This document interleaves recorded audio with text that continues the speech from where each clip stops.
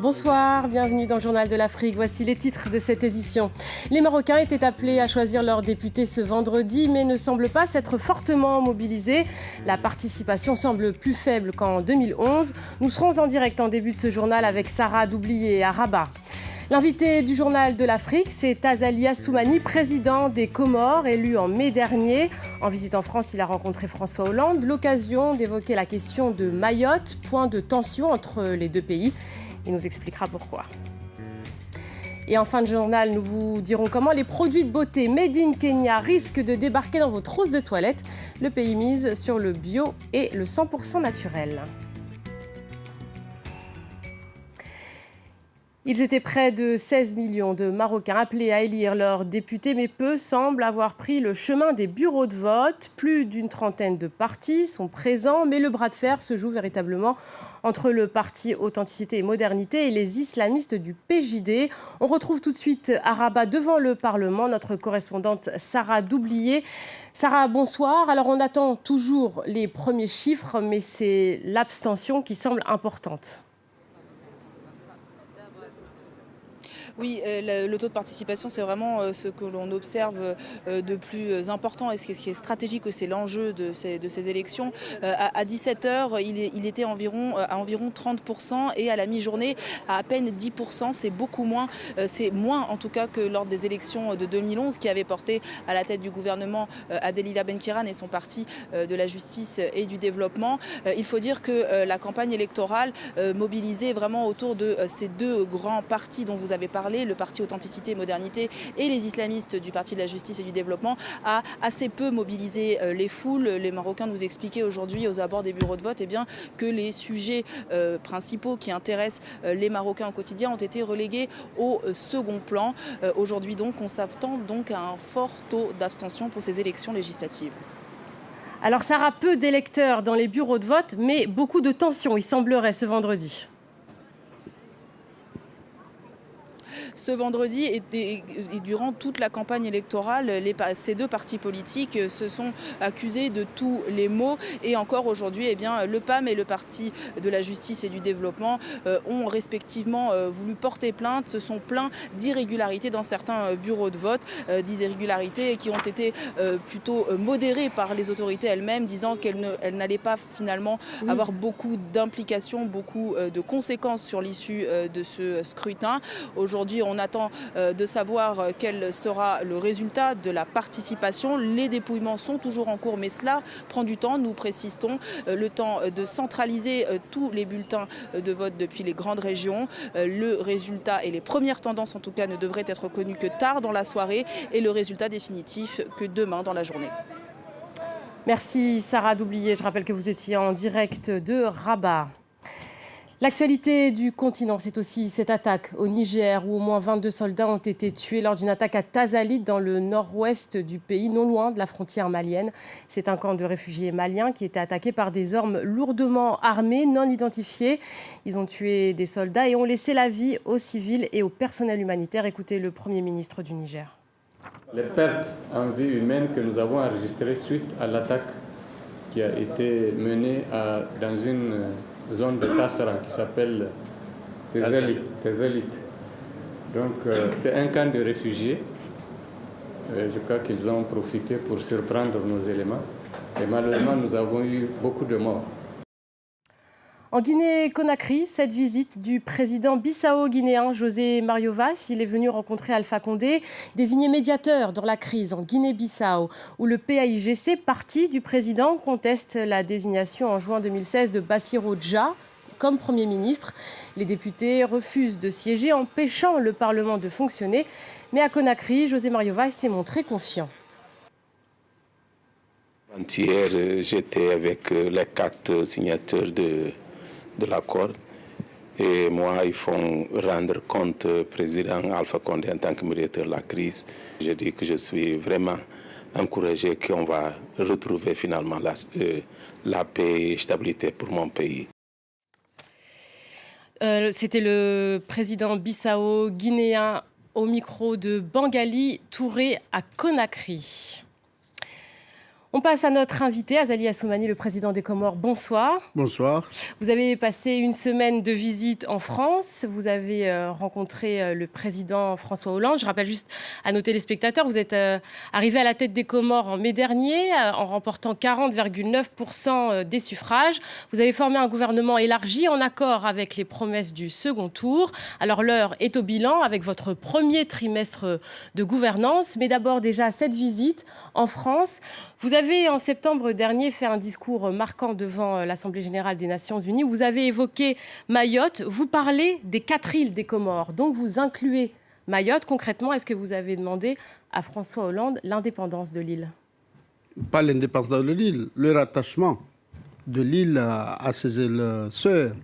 En tout cas, d'abord, merci beaucoup de m'avoir invité, d'accepter cette invitation. Aussi, je remercie le président Hollande de m'avoir invité parce que c'est sur l'invitation que je suis venu ici. Comme vous l'avez dit, ce n'est pas seulement aux Nations Unies, mais lors de mon investiture, effectivement, j'ai parlé de ce problème de Mayotte, qui est un problème récurrent, et qu'aucun Comorien ne peut oublier. Ne peut oublier pour la simple raison qu'on est un même peuple, uni par le sang, uni par la religion, uni par la culture, et qu'au moment d'accession à l'indépendance, c'était dans le cadre des frontières héritées de la colonisation, et c'est comme ça comment le droit international a accepté que le Comores soit indépendant, c'est-à-dire 4 îles. Mais qu'est-ce que vous a répondu François Hollande? Vous lui avez demandé le rattachement. Effectivement, j'ai demandé à François Hollande qu'il faut qu'on mette fin à ce contentieux désagréable dans un cadre de dialogue entre la France et les Comores, qui, malgré ce contentieux, ils sont restés des pays frères, amis, avec un partenariat qui est là, et que le moment est venu, effectivement, pour éviter à ce que cette relation soit biaisé d'une façon ou d'une autre, pour éviter à ce que ce qui s'est passé dernièrement à Mayotte ne se reproduise pas, pour qu'on trouve une solution à ce problème. Et c'est le message, entre autres, parce qu'on a parlé, entre autres, des problèmes socio-économiques, de l'accompagnement. Mais qu'est-ce qu'il vous a répondu? Est-ce qu'il vous a donné une réponse qui vous a convaincu?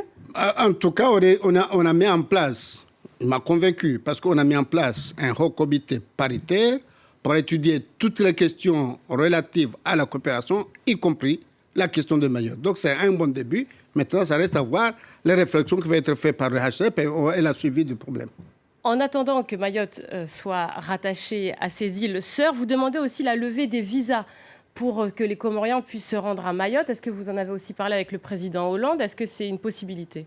On en a parlé, mais c'est l'objet justement de la réflexion qui va être faite par le HCP. Parce que le visa, effectivement, nous, on ne peut pas l'accepter parce que ça veut dire que là, on ne va pas chez soi. Mais comme on va dans un pays étranger, on ne peut pas l'accepter. Et tout le monde sait aussi les causes, les conséquences de ce visa, les risques que les Comoriens sont en train de prendre pour aller dans leur UCR, avec aussi les désastres qui se passent.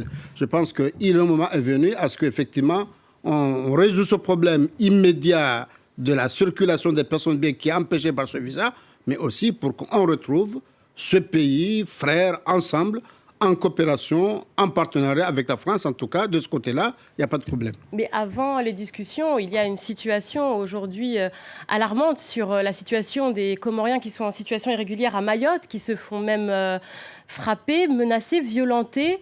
Comment est-ce que vous pouvez agir? Comment est-ce que vous demandez aussi à la France d'agir sur le territoire de Mayotte? Il y a des aspects à votre question. Ils ne sont pas en situation irrégulière pour moi. Pour vous, mais pour la France, ils sont en situation irrégulière. En tout cas, pour moi, pour le droit international, ils sont chez eux. La vérité, c'est là. Ce qui malheureusement, ils étaient victimes. Mais est-ce que vous allez les protéger s'ils sont chez eux? C'est un devoir. Il faut les protéger. C'est un devoir. C'est un devoir. Moi, je suis responsable parce que c'est des Comoriens. C'est un devoir. Mais aussi, c'est un devoir à la puissance qui administre cette île-là, malgré l'opposition du droit international. Mais c'est des droits, c'est les droits humains. C'est des victimes qui sont victimes. D'abord, ils sont victimes dans le risque qu'ils prennent pour aller à Mayotte, mais ils sont victimes par ce qui s'est passé. Moi, je crois que quand même tout le monde a été sensible, car c'est des actes incroyables, inacceptables, et que maintenant, il faut faire en sorte que ça ne se répète pas.